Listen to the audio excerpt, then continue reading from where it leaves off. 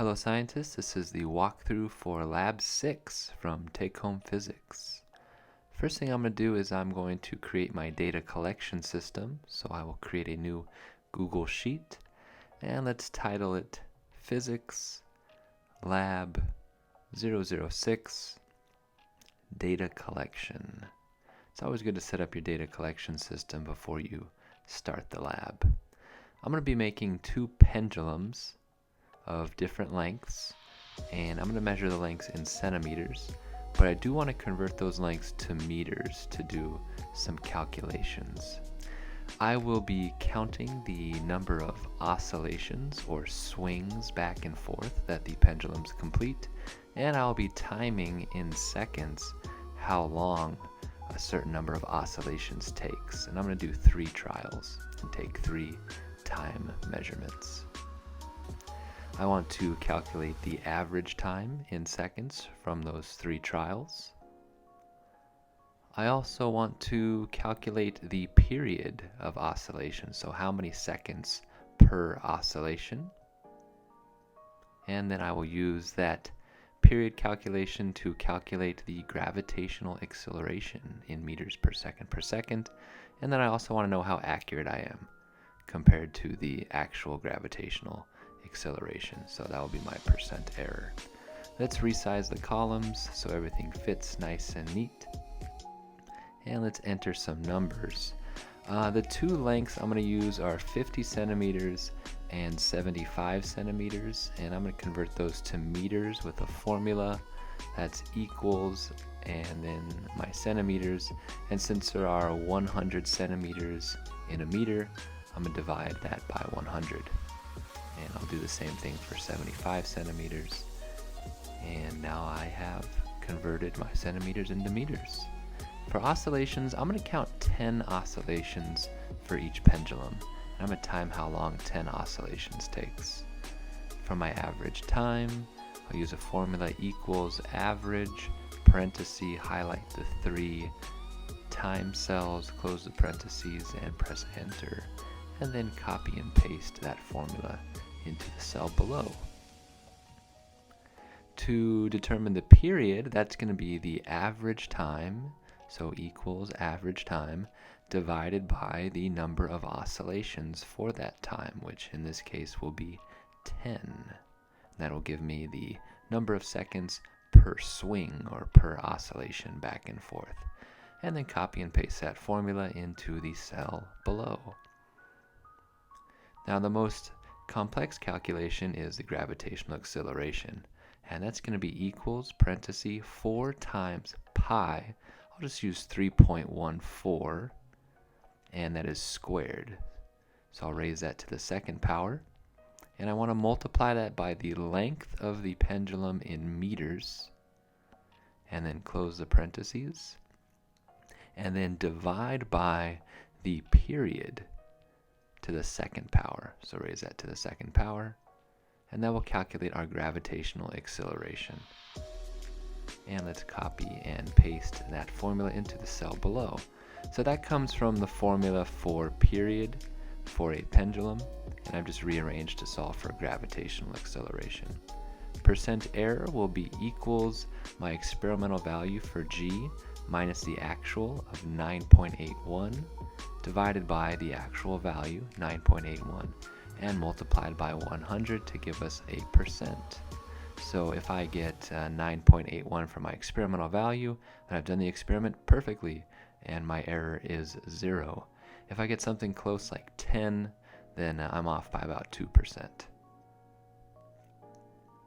And I want to do the percent error calculation for both of my pendulums. So copy and paste that formula into the cell below. Last thing I'm going to do is I'm just going to center all of the column titles just to make everything nice and neat, and we're ready to go. So get your materials. You need a ruler. We're going to be using the centimeter side of a standard ruler. You also need a spool of thread, some scissors to cut that thread. You need 2 standard paper clips. You need 2 washers, and you need a timing device. So let's make our pendulums. Start out with a washer and a paper clip and connect that paper clip to the washer just like that. That's going to be the bob of our pendulum. And go ahead and do that to the other washer and paper clip pair. So we have two bobs. Okay, grab your spool of thread, and you are going to thread that thread right through the paper clip, and then bring it out through the other side, and then stretch that thread so that you're going to make a necklace. Imagine like a necklace that's about 50 centimeters long. Measure from the very center of that washer. That's where you're going to start your measurement. And I'm going to measure 50 centimeters, and then I'm going to go about 5 or so centimeters after that, just so that I can tie a knot. So imagine you're making a necklace. So tie a nice knot there at the end, and there we go. We have our pendulum. You're getting sleepy. There we go. And now let's make a longer pendulum. Same thing. Go ahead and take that spool of thread, thread it through the paper clip, and then stretch it out a bit longer this time. We're going to make a longer necklace. This one's going to be 75 centimeters long, but I'm going to measure about 10 centimeters longer, so about 85 centimeters, just to give me some room to tie a knot. There we go. That's about 85 centimeters, and I'm going to cut it right there, and I'm going to tie a knot.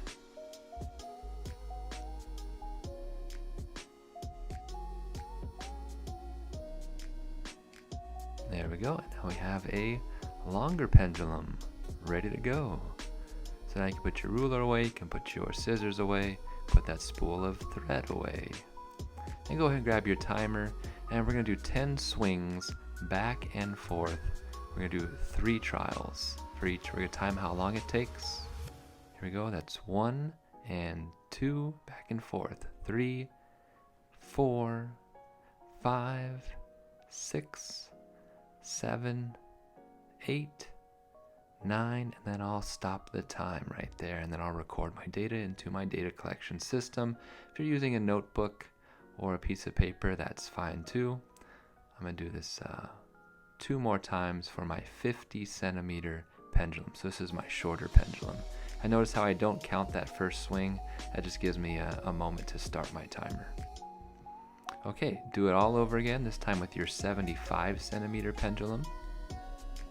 Record how long it takes to do 10 swings back and forth, 10 oscillations, and do that for a total of 3 trials.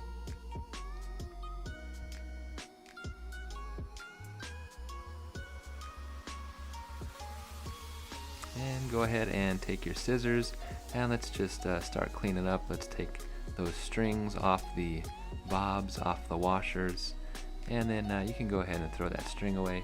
We don't need it. Take the paper clips off of the washers, because we'll be using them for another lab. Okay, and then take the paper clip off the other washer as well.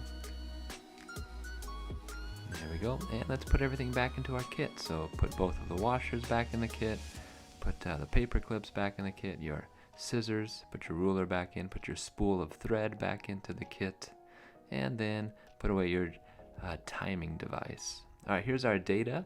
We have way too many decimal places, so I'm going to round everything to just 2 places past the decimal, the hundredths place.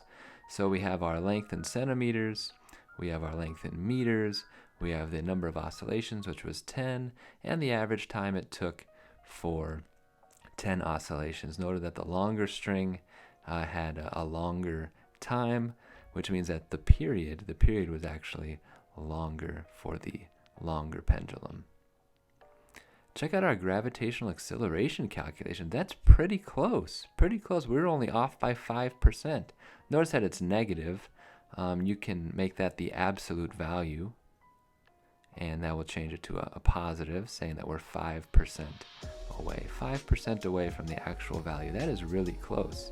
Now, compare that to a previous lab when I was dropping a marble and trying to figure out the gravitational acceleration. This is lab 5. I was off by 20%. 20%. And so this lab, I was only off by 5%. That's it. Good work. See ya, scientists.